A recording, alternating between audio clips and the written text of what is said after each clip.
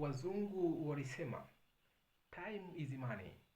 Kwa maana hiyo, muda ni pesa, kwani moja ya gharama ambayo unapaswa ulipe ili uweze kufanikiwa kifedha ni muda. Kwa maana kuna wakati inakubidi uwekeze muda wa kutosha kwenye kitu ambacho utakifanya kwa muda mrefu ili watu waweze kulipa.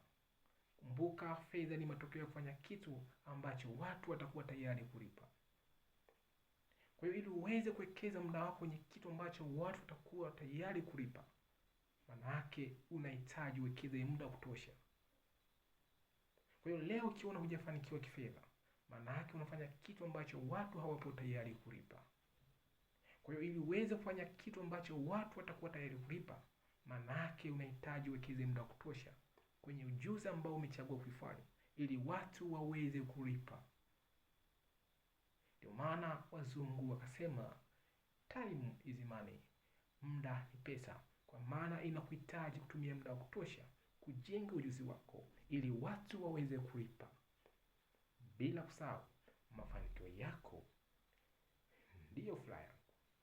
Asante sana kunisikiliza na Mungu awabariki.